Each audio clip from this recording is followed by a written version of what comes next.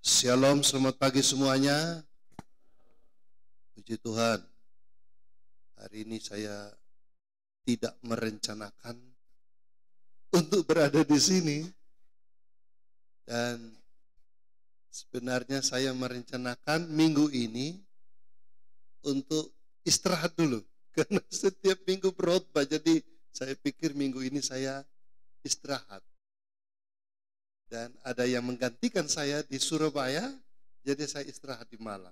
Lah, tiba-tiba Bapak Gembala di sini, waktu kami ibadah di kampus, langsung mengatakan, Pak Pendeta Salmon tolong saya, apa ini harus ditolong? Begini Pak, ini emergensi, saya tugas sinode mendadak ke Surabaya. Terus apa hubungannya dengan saya? Begini Pak, istri saya sakit. Apalagi hubungan dengan istri Bapak. Jadi saya tetap bingung semua ini. Maksudnya apa Pak? Bapak minggu ini kemana?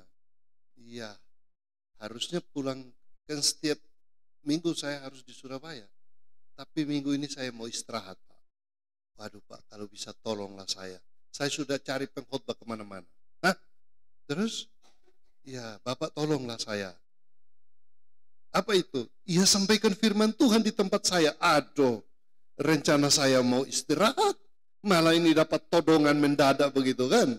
Mau menolak gimana? Ini pelayanan Tuhan. Karena ada satu teks di Alkitab mengajarkan kepada kami hamba Tuhan atau calon hamba Tuhan di sekolah teologi. Dia bilang begini.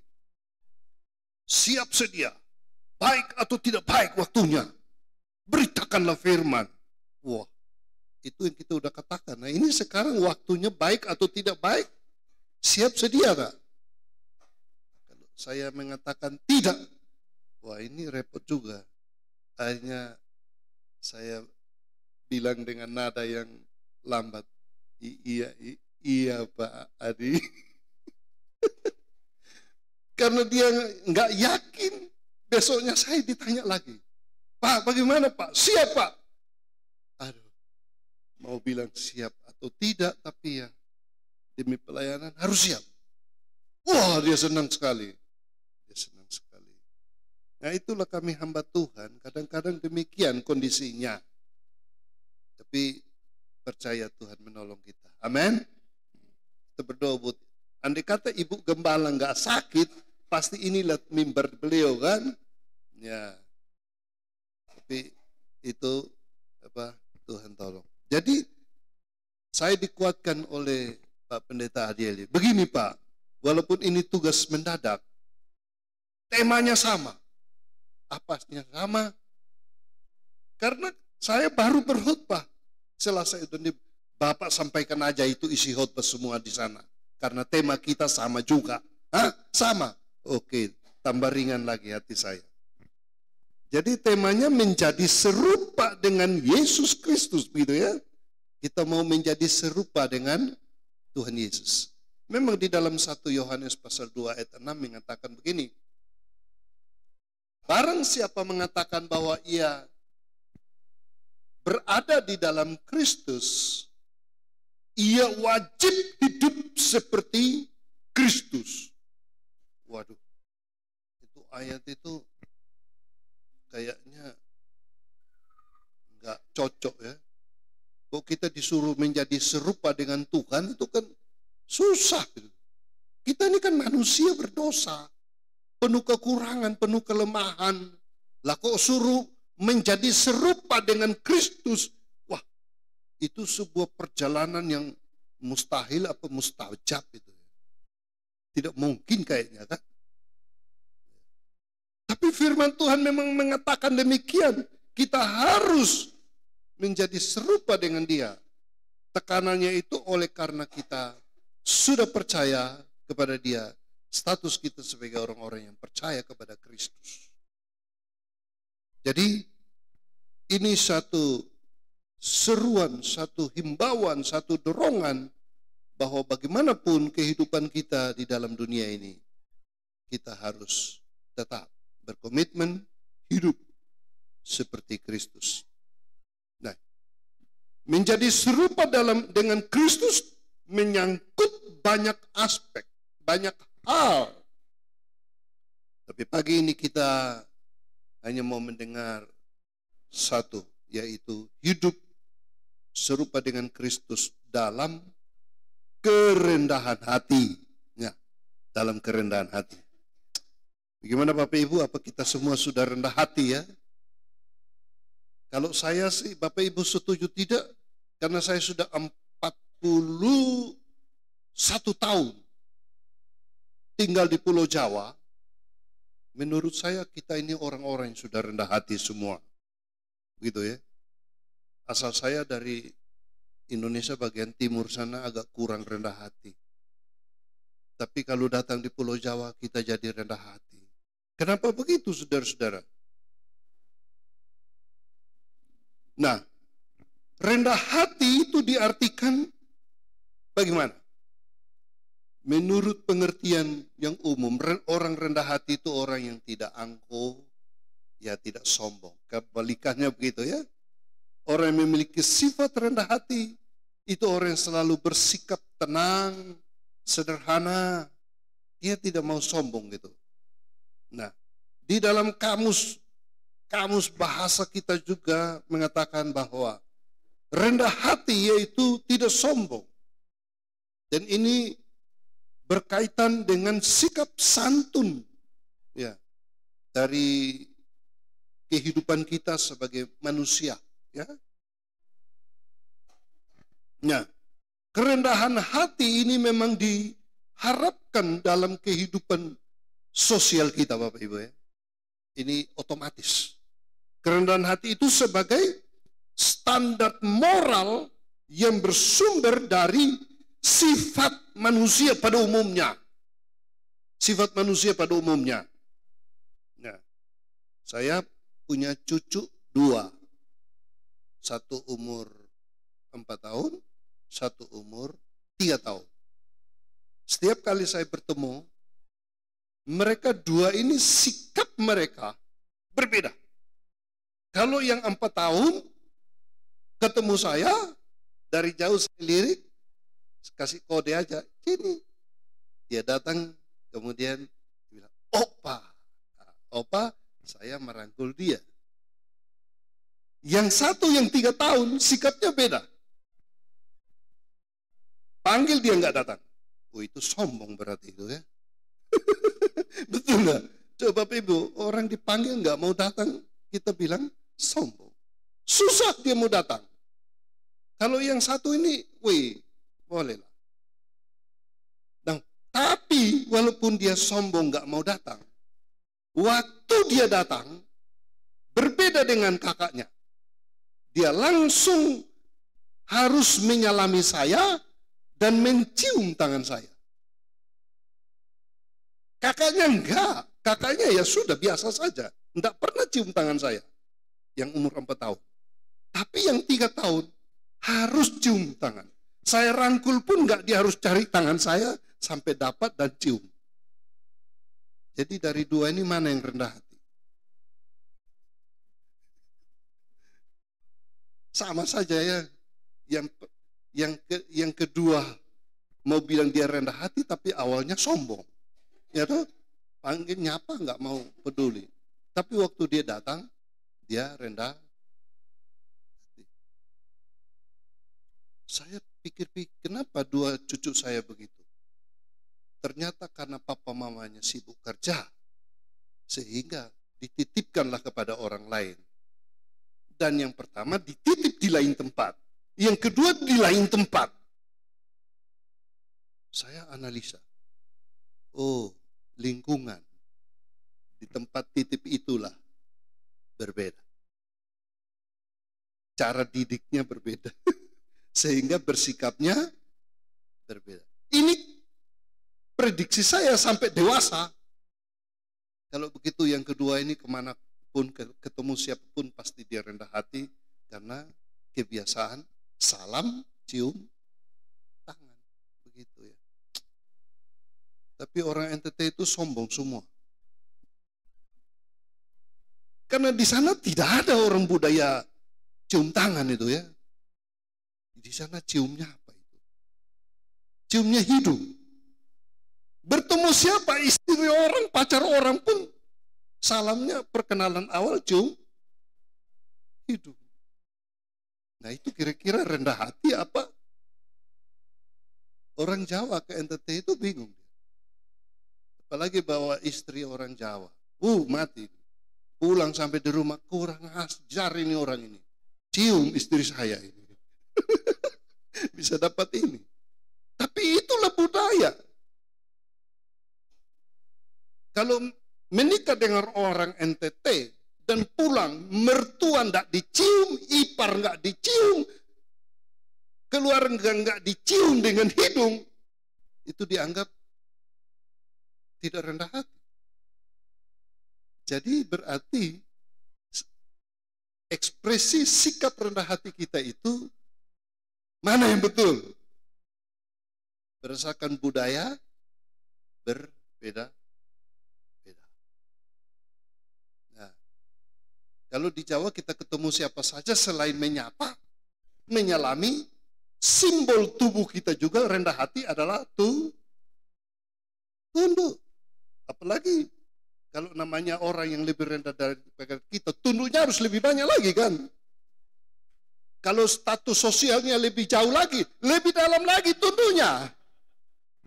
Kalau saya seorang raja, kemudian datang tukang ngepel ke rumah saya, dia tunduknya itu harus sampai lantai. Itu rendah hati. Itu udah budaya itu. Jadi saudara-saudara, bila belajar tentang rendah hati, ini mengikuti yang mana? Saya tidak menyalahkan karena itu ekspresi hidup setiap budaya. Bapak Ibu kalau ke Amerika, coba nyalamin orang sampai setunduk-tunduknya. Di sana nggak ada. Hai, bye-bye, good morning. Wah, ini ketemu di sini orang ini kurang rendah hati. Oh, sana sudah biasa. Nggak ada tunduk sedikit pun. Ketemu, baik, what's your name? Sudah selesai. Oke, bye-bye. Saudara-saudara, jadi kita butuh sebuah standar moral yang benar. Kalau semua yang kita ekspresikan tadi berdasarkan kebiasaan, kebudayaan kita, ini betul tidak salah dan harus memang sebagai kerendahan hati yang kita ekspresikan dimanapun kita berada sesuai dengan kebiasaan kita, itu adalah mengikuti standar moral yang bersumber dari sifat manusia atau budaya setempat. Saudara-saudara, ciri-ciri orang yang rendah hati banyak banget deh. Jadi saya pikir kita semua ini sudah rendah hati. Tapi ciri-ciri rendah hati secara manusiawi saja banyak. Begini orangnya. 1, memiliki rasa empati, peduli itu. Pendengar yang baik karena taat.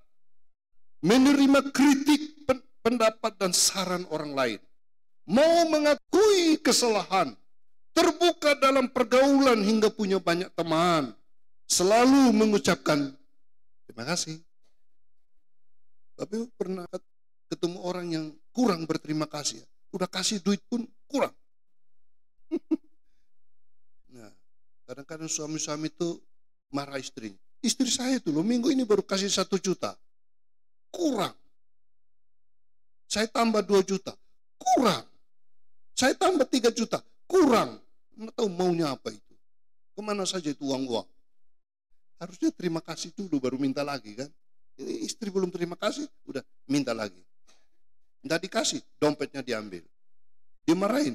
Kita berdua telah menjadi satu. Dompetmu, dompetku. Tapi kalau dompet istri, dompetmu, dompetku. Dompetmu, dompetku, bukan dompetmu. Rendah hati. Miliki rasa ingin tahu. Tidak malu untuk meminta bantuan, tolong.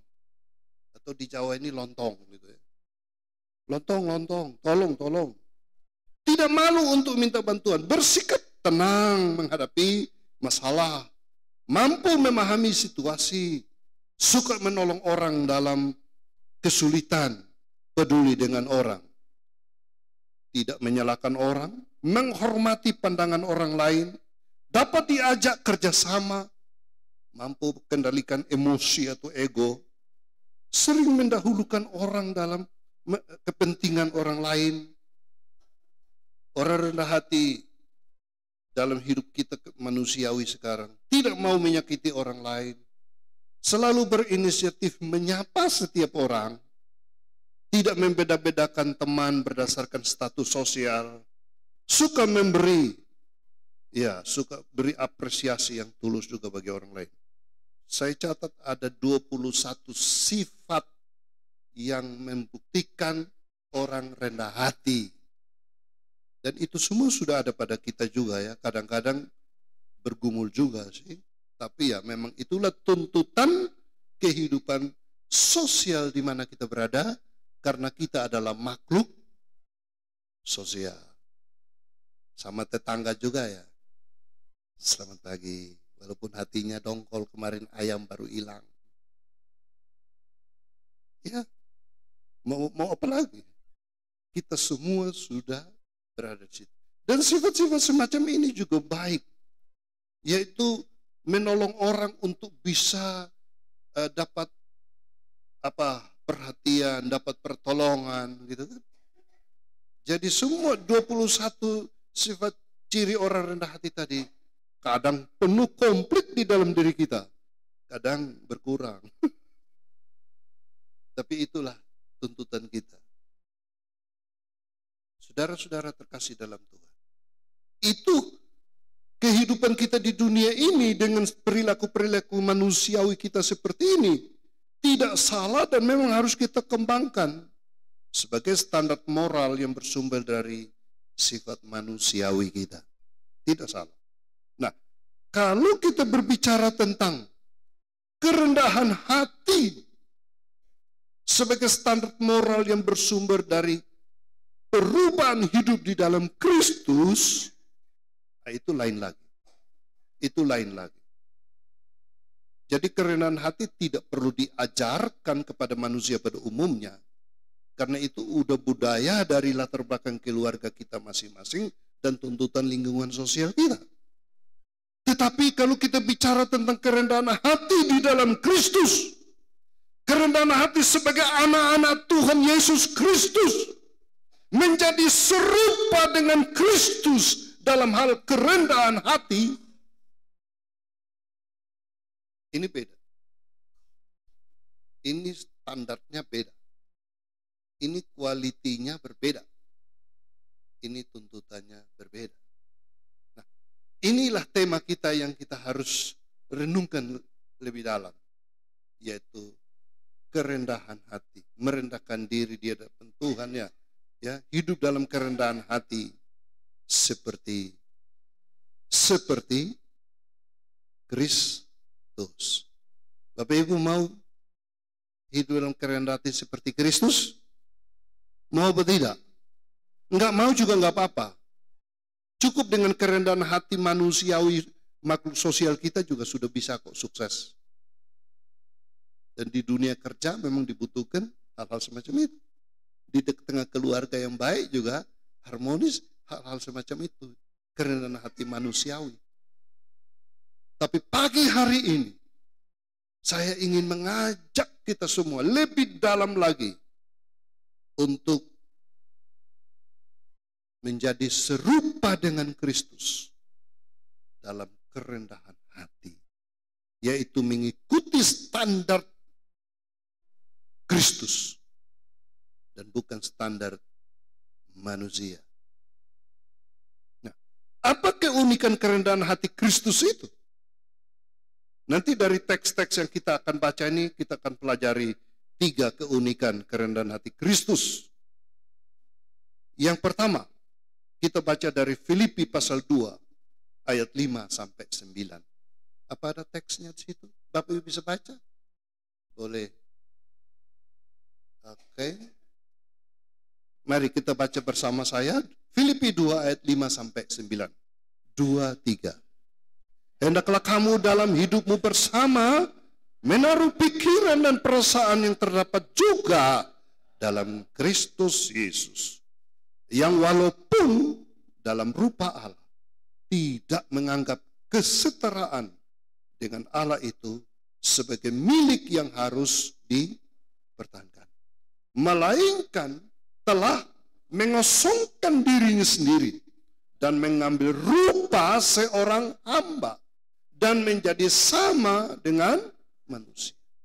Dan dalam keadaan sebagai manusia, ia merendahkan dirinya dan taat sampai mati, bahkan sampai mati di kayu salib. Itulah sebabnya Allah sangat meninggikan dia dan mengaruniakan kepadanya nama di atas segala nama. Lihatlah kerendahan hati Kristus. Dalam hidup kamu bersama, ikutilah model itu. Kerendahan hati Kristus yang dibutuhkan.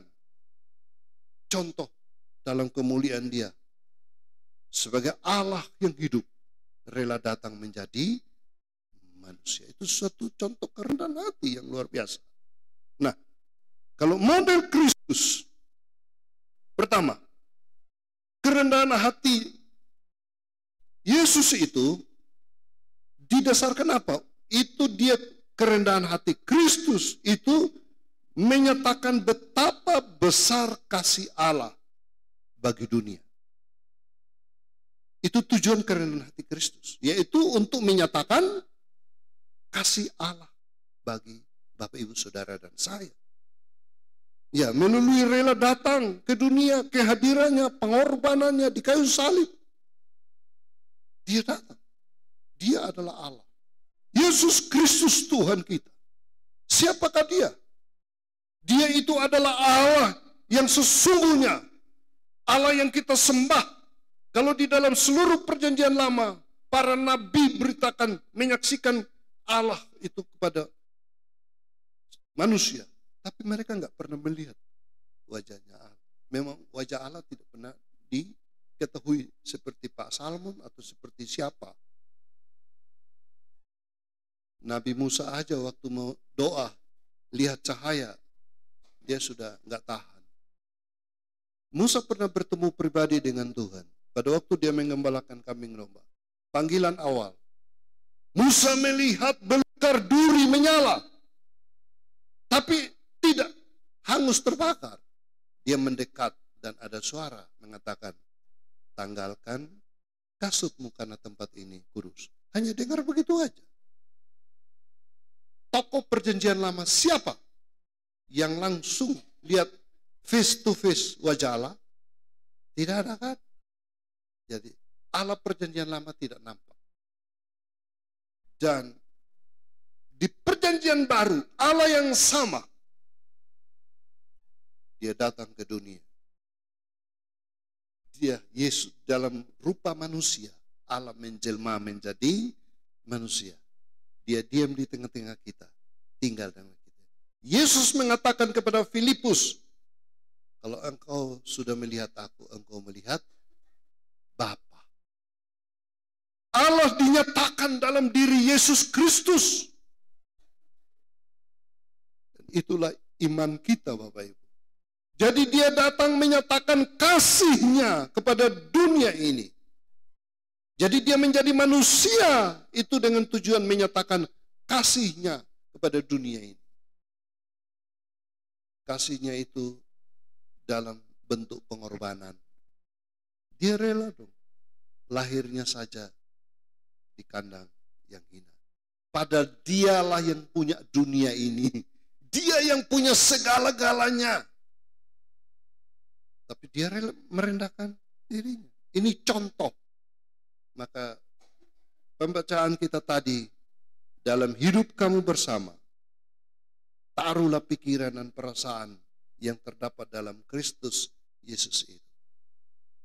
Dia rela kelahirannya hanya di kandang. Ada di jemaat kita di sini yang lahir di kandang? Enggak apa-apa, ada yang pengalaman. Enggak ada ya? Terhormat ya. Lahir di rumah sakit ya. Puji Tuhan. Ada yang lahir di hutan? Enggak ada ya. Dulu tetangga depan rumah saya kan namanya Ibu Prihatin. Saya tanya, Ibu kenapa namanya Prihatin? Oh begini Pak Pendeta. Dulu saya dilahirkan di zaman perang Belanda. Terus mama saya di Makassar itu karena perang lari dari rumah, masuk ke hutan, takut ketembak. Nah di tengah hutan ini mama sudah nggak tahan. Akhirnya saya dilahirkan di bawah pohon. Nah jadi nama saya diberi Prihatin. Nah papa saya Manado, mama saya Jawa. Jadi sudahlah dikasih nama tambah Su di depan. Sehingga jadi Suprihatin. Oh begitu ya. Loh, Su itu apa artinya? Ternyata budaya Jawa kata Su itu artinya baik. Jadi prihatin yang baik. Jadi Bapak Ibu banyak orang di sini kasih nama Su. Jadi saya itu kalau mau dibaptis ulang kasih nama Su di depan. Ya apa itu? Su salmon. Oh, Su salmon ya jadi sup salmon itu lebih enak. Jadi ada Suparman ya kan? Ada Supardi gitu. Ada Soeharto kan? Ada apa lagi? Di sini ada yang Su di depan. Nah, Suwito ya kan? Itu artinya baik, saudara-saudara. Jadi ibu-ibu hamil ini ya, doakan supaya jadi Su semua. Baik-baik gitu. Nah, saudara-saudara, akhirnya namanya Suprihatin. Yesus lahir juga di kandang. Itu kerendahan hati. Tapi kalau Ibu Suprihatin lahir di hutan, di bawah pohon, bukan karena kerendahan hati. Itu karena perang Belanda, karena keadaan. Ipar saya di Bandung melahirkan ponaan di mana? Aneh lagi. Lahir di toilet. Di kamar mandi. Untung nggak masuk dalam kloset itu. Ya, cepat ditangkap. Ya, itu juga prihatin. Tapi tidak dikasih nama Prihatin. Saudara-saudara, apakah itu tanda kerendahan hati lahir di toilet? Karena keadaan. Ada yang lahir di atas pesawat, ada yang lahir di atas beca. Di mana saja boleh lahir. Tapi kelahiran Yesus bukan sengaja, memang keadaan juga. Itu kerendahan hati. Yesus mati, kerendahan hati. Dia taat sampai mati di kayu salib. Bahkan mau dimakamkan saja nggak punya makam. Pinjam makamnya seorang pengusaha, Yusuf Arimatea. Kerendahan hati Yesus. Jadi saudara-saudara, kita harus mengikuti model kerendahan hati Tuhan Yesus Kristus. Yaitu untuk menyatakan besarnya kasih Allah kepada sesama. Maka keadaan tidak menjadi ukuran bagi kita. Yang penting menyatakan kasih Allah. Karena itu, mari kita wujudkan kerendahan hati kita dengan menyatakan kasih Allah bagi dunia ini. Itulah tujuan kerendahan hati. Bukan tujuan kerendahan hati untuk orang bilang apa? Cari muka. Tidak. Kerendahan hati anak-anak Tuhan adalah mewujudkan kasih Allah. Kita sudah mengalami kasih Kristus dalam hidup kita. Dan kita berbagi kepada orang lain. Tunjukkanlah belas kasihan kepada orang lain. Yang kedua, ciri kedua daripada kerendahan hati Tuhan Yesus. Kita baca Matius pasal 11 ayat yang ke-29. Matius 11 ayat 29. LCD menolong kita. Ya. 2-3. Pikulah kuk yang kupasang dan belajarlah padaku karena aku lemah lembut, dan rendah hati. Dan jiwamu akan mendapat. Kita disuruh belajar dari Tuhan Yesus ya. Ayat yang ke-28 itu menarik sebelum ayat 29.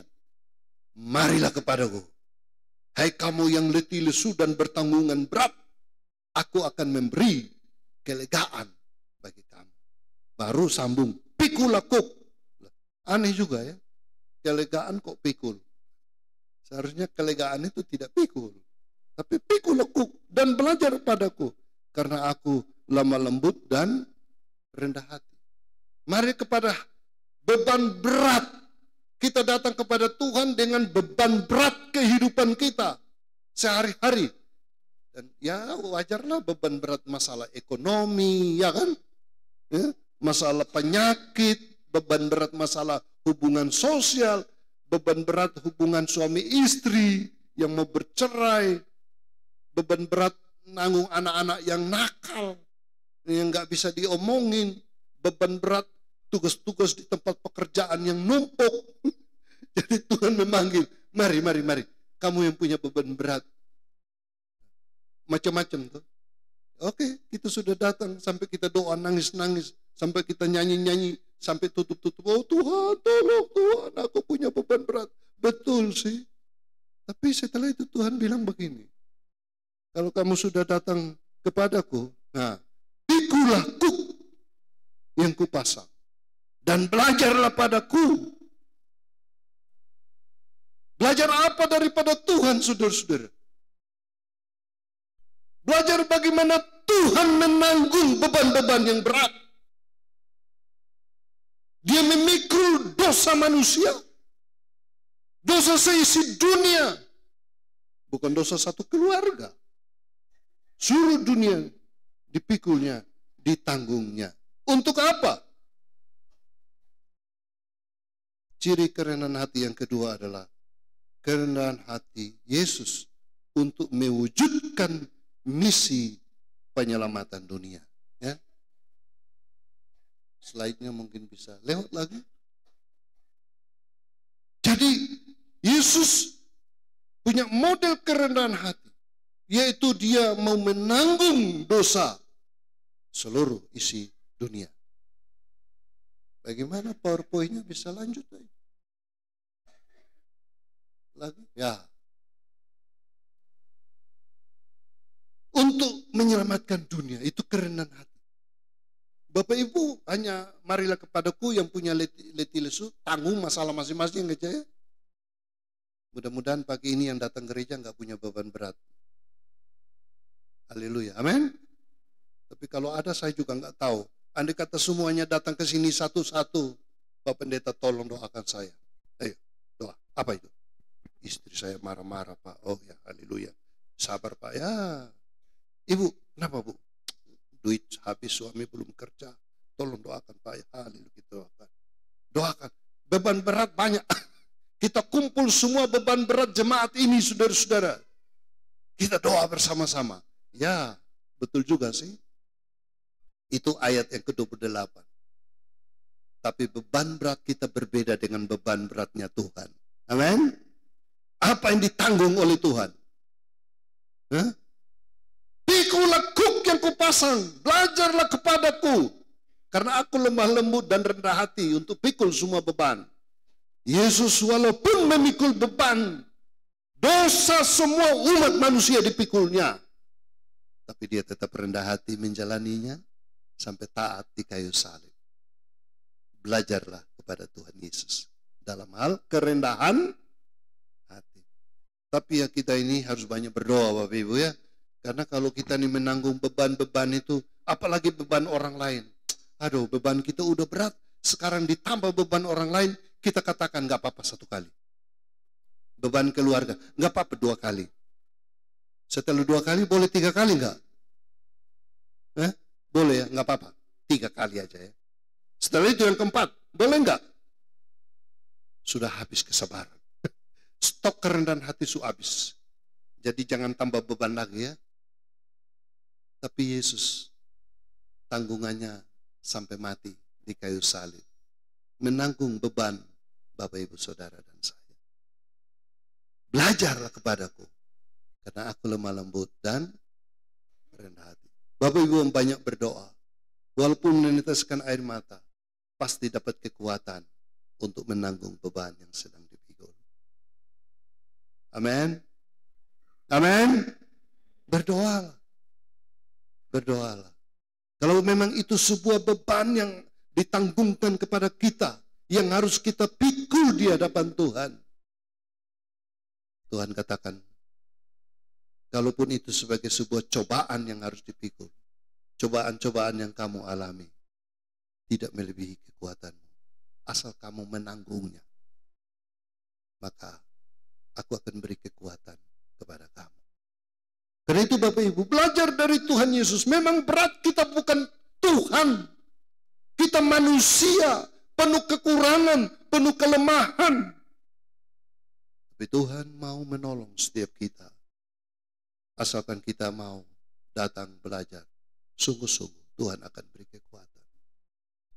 Di zaman ini kehidupan semakin sulit ya. Beban hidup semakin berat. Ekonomi semakin berat. Penyakit silih berganti. Masalah silih berganti. Tidak peduli mau jemaat, mau pendeta sekalipun. Masalah kita sama Bapak Ibu. Tetapi yang membedakan siapa yang kuat pikul beban.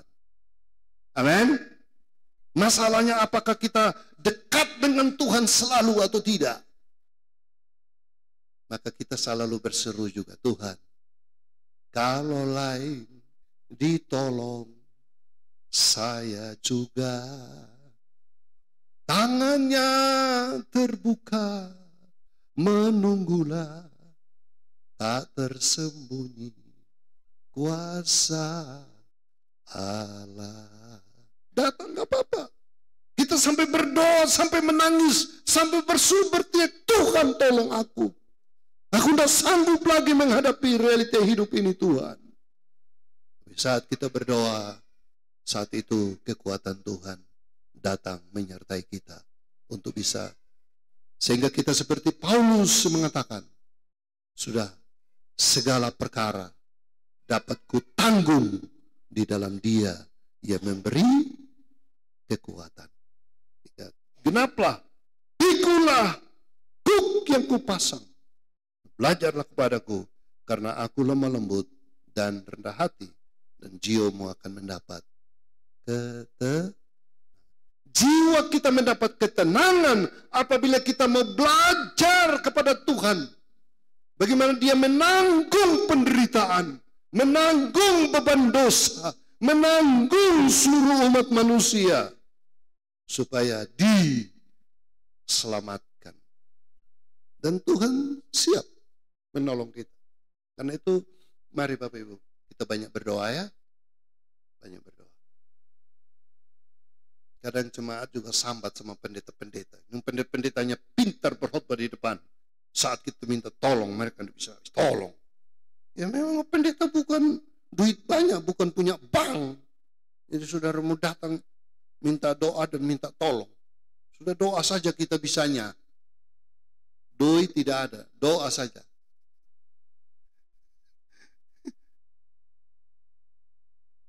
Nanti Tuhan buka jalan pintu berkat yang lain. Tuh, pikulah beban yang ada.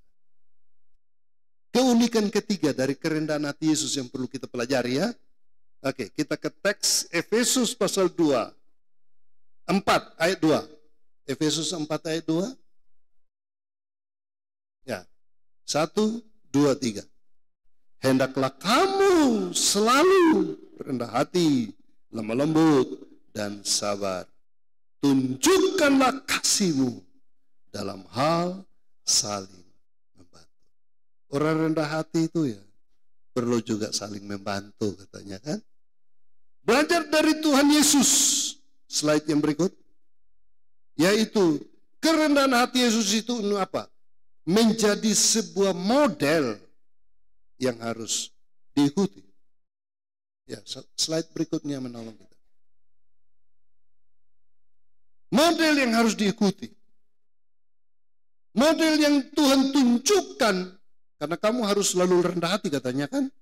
Seperti Tuhan Yesus, dia tunjukkan modelnya. Dia membasuh kaki murid-muridnya.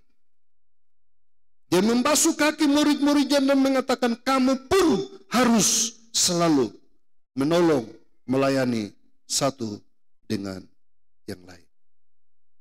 Jadi Bapak Ibu, mari kita sungguh-sungguh belajar dari Tuhan Yesus. Walaupun secara manusiawi kita sudah punya kerendahan hati, tapi kalau belajar dari Tuhan Yesus, kerendahan hati yang luar biasa lagi ya. Tiga keunikan kerendahan hati Tuhan Yesus. Yang pertama, menyatakan betapa besarnya kasih Allah kepada dunia ini. Kedua, untuk mewujudkan misi penyelamatan Allah bagi dunia. Yang ketiga, menjadi sebuah model yang harus diikuti. Itu kerendahan hati Tuhan. Kalau kerendahan hati kita beda. Manusiawi kita. Macam-macam motif kita tidak tahu dalam hati orang. Walaupun sudah menyelami kita, sudah cium tangan kita, sudah membungkuk di depan kita, kita kan nggak tahu hatinya. Apakah dia sungguh-sungguh rendah hati atau sombong? Tapi kalau Tuhan Yesus sudah jelas. Saya mau ceritakan sebuah kesaksian bagi Bapak Ibu. Ini seorang pengusaha hebat, pengusaha besar. Mau menunjukkan kerendahan hatinya. Naiknya saja mobil, jarang Bapak Ibu lihat. Dia bukan naik Panther, dia bukan naik Innova, dia bukan naik Expander, dia bukan naik mobil-mobil yang ada di jalan-jalan. Jarang. Di Malang ini saya nggak lihat juga ini mobil. Mungkin ada tapi saya belum sempat lihat. Lamborghini. Harganya itu di atas 1 M. Bapak Ibu mungkin belum pernah lihat juga ya. Mahal itu mobil. Melintasi satu daerah dengan sopirnya. Dia lihat dari jauh. Itu padang rumput. Ternyata ada 2 orang gelandangan, gak punya rumah, gak punya makan. Lagi asik makan rumput. Percaya tidak percaya disuruh sopirnya, tolong putar kembali mobilnya. Dekat di situ dia lihat, oh iya betul itu. Orang-orang itu orang makan rumput. Tidak tahu rumput jenis apa, enak gitu kan. Dia berhenti dan datang menyapa 2 orang. Halo, oh dengan lembut dan rendah hati ini. Apa kabar nih? Lagi asik ngapain? 2 gelandangan itu kaget tuh. Ada orang menyapa kita. Mereka bilang, kami sedang menikmati makanan lezat menurut kami. Oh begitu. Wah begini. Saya mau mengajak kalian ikut saya. Biar saya akan kasih kalian makan yang enak sampai puas. Mau nggak? Oh, lihat penampilan orang ini dan mobilnya, mau saja. Langsung dinaikkan di atas mobil 2 orang itu. Berangkat. Di tengah jalan, salah satu gelandangan ini ngomong. Wow, hari ini mujizat terjadi seumur hidup kami. Orang kaya seperti Bapak ini, orang yang sangat rendah hati, mau datang menyapa kami, bahkan mengajak kami hari ini akan menikmati makanan sepuasnya. Kami tidak bisa membayangkan ini. Bapak orang yang rendah hati. Terus pengusaha itu noleh ke belakang. Kalian ini biasa-biasa saja kok. Mobil berjalan terus. Dekat di rumah. Wah senang. Katanya sebentar lagi kita sampai. Wah sudah membayangkan ini pasti makanan enak ini. Apa yang terjadi? Sampai di rumah. Turun. Pengusaha ini turun duluan, dia yang buka pintu lagi. Silakan, mempersilakan lagi. Ini orang betul-betul rendah hati kan? Mereka merasa tersanjung. Setelah buka pintu dia bilang, ayo silakan masuk. Sampai di ruang tamu dia bilang, kita menuju belakang. Wih, Baik sekali nih, kayak sambut keluarga dari jauh aja. Sampai di belakang dibilang kita ke belakang lagi. Sudah di belakang dibilang kita ke belakang lagi. Ternyata ada kebun di belakang. Yang rumputnya tinggi-tinggi belum dipotong. Dia bilang, silakan makan sepuasnya. Hah? Kenapa suruh makan rumput? Ya kan kalian tadi makan rumput, di sana sedikit, sini lebih banyak. Aduh, mereka langsung marah-marah sama pengusaha, kutuk sama dia, caci maki sama dia. Kami sudah membayangkan makan enak, capcay fuyung hai, hai hai.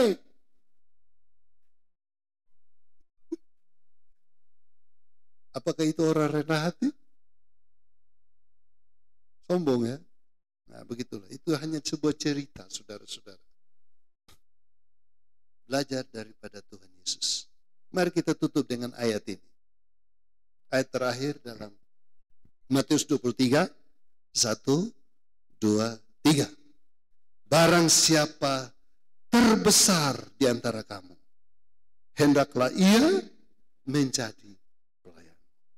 Dan barang siapa meninggikan diri, ia akan direndahkan.